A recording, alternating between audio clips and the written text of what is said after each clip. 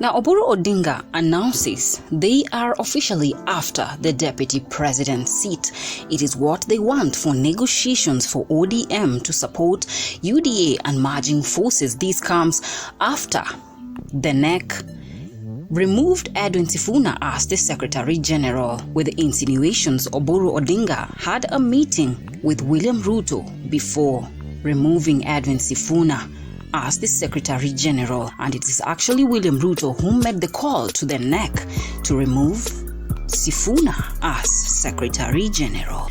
The question is, was this a political scam? Sifuna out of Secretary General, in exchange Wanga'S Deputy President slot? Well, welcome back to our channel. Press that subscribe button for more news bulletins on Royal News, the channel where you get all your trending bulletins. Not going to look for less. Lakini deputy president, usifikiria ya kwamba tunataka kiti yako, tunataka kukufukuza. Please, you are our friend. Now, Oburu Odinga has turned his statement, affirming that it is actually the deputy president slot that they are most interested in negotiations for ODM to support William Ruto's re-election, shocking Kithure Kindiki as Oburu makes a U-turn. Na hiyo kupata power. Na hiyo kupata power mpaka wakosi watakuwa kwa meza. Wakosi hawawezi kwanza kuwa kwa meza. Wakosi watakuwa kwa meza. Lakini kuna kitu kingine watu wengine wali misinterpret. Walisema ati mimi nilisema ati sisi hatutaki kiti cha deputy president. Hiyo kiti ya deputy president ndio tunalenga sana. Hiyo ndio tunalenga.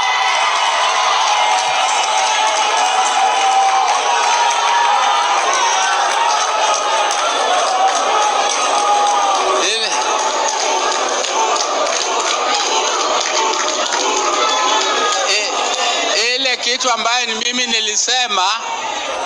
nilisema ya kwamba huyo deputy president hatuna nini chuki na yeye kwa binafsi. Yeye binafsi hatuna maneno naye, lakini hiyo kiti ni kiti ya public.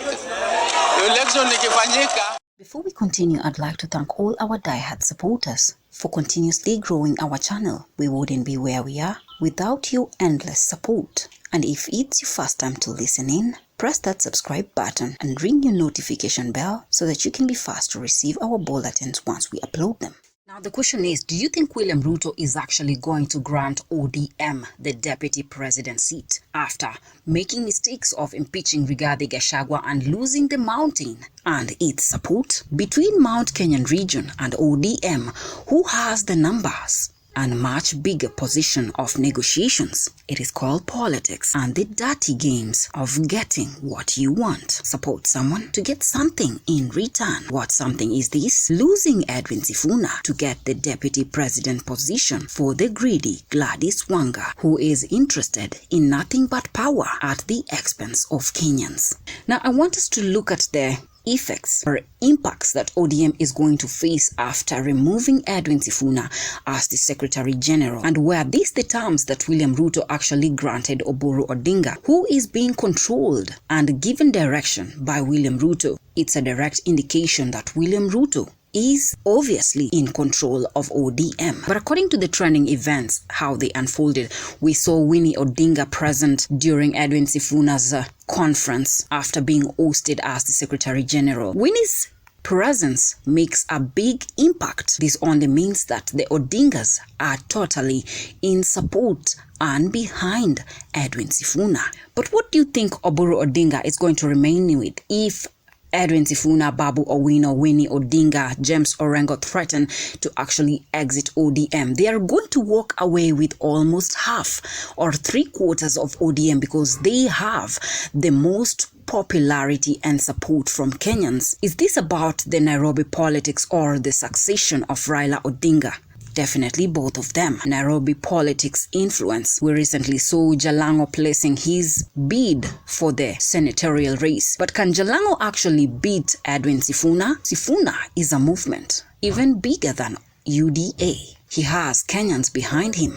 It's like Jalango is digging a grave for himself. But what say have you guys? Do you think Jalango can actually beat Sifuna in the Nairobi politics? Jalango is yet another state project for William Ruto. Ruto has issues with Sifuna definitely, and he is trying so hard to get rid of him.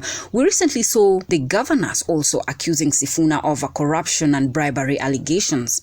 This is just to remove him from the control of the accounts of the treasury. But Sifuna was bold. He stated clearly they should provide evidence.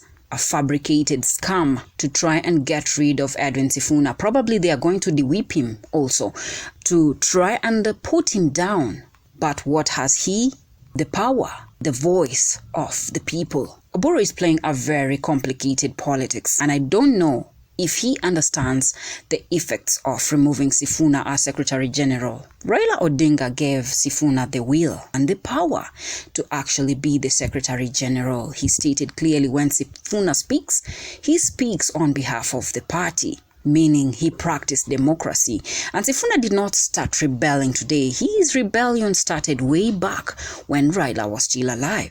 Orengo also came out boldly stating that Raila Odinga was actually executed by the state. I said at the funeral of Jaramogi Oginga Odinga that they killed Jaramogi Oginga Odinga. I said in the presence of President Daniel Arap Moi that they killed Jaramogi Oginga Odinga. I also want to say, without fear of contradiction, the death of Raila Amolo Odinga, which is still a mystery to a lot of us, those bear responsibility of the death of Raila Amolo Odinga are out there and they are silent. Now, Sifuna also stated clearly they ousted him because of his stand.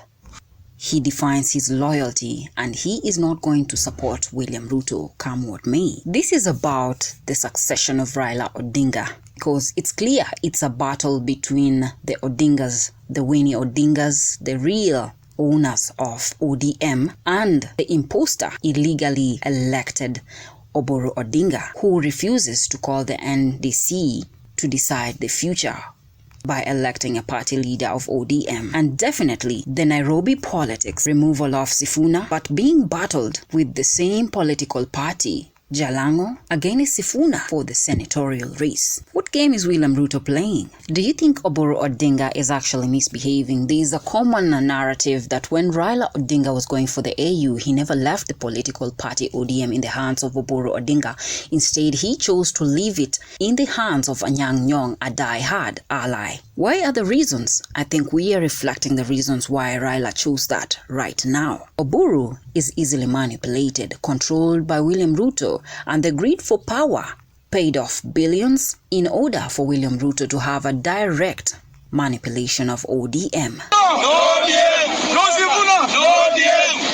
Sasa hivi tunavyoongea sisi tumeonyesha ishara kwamba tunapenda kijana yetu Sifuna.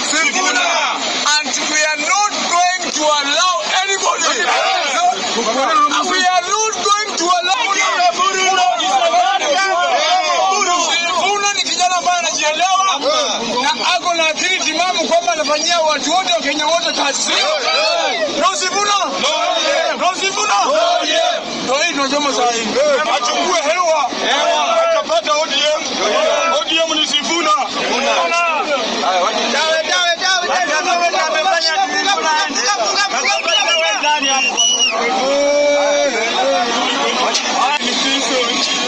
A section of ODM diehards from Luya region burnt down ODM t-shirts stating further, "No Sifuna, no ODM," criticizing Oburu Odinga's irrational move to remove Edwin Sifuna as the Secretary General. Now I'm only imagining Sifuna decides to walk out. Oburu will be left with a tail. A weak ODM, no room for negotiations, because what will he have to offer if Sifuna, Babu Owino, James Orengo, Winnie Odinga walk out with the rest of ODM?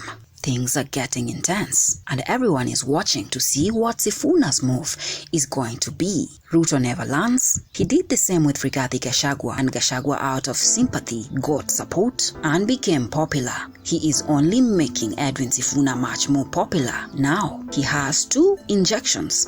Rigathi Gachagua, Edwin Sifuna, both singing, one-term chance. Do you think this is about the Nairobi politics and the succession of Raila Odinga? Is it unconstitutional for William Ruto to summon the NEC to remove Edwin Sifuna as the Secretary General because the court ordered the block of the removal of Secretary General Edwin Sifuna from office? Is William Ruto playing with ODM? When will Oburu Odinga discover William Ruto is a very tricky politician?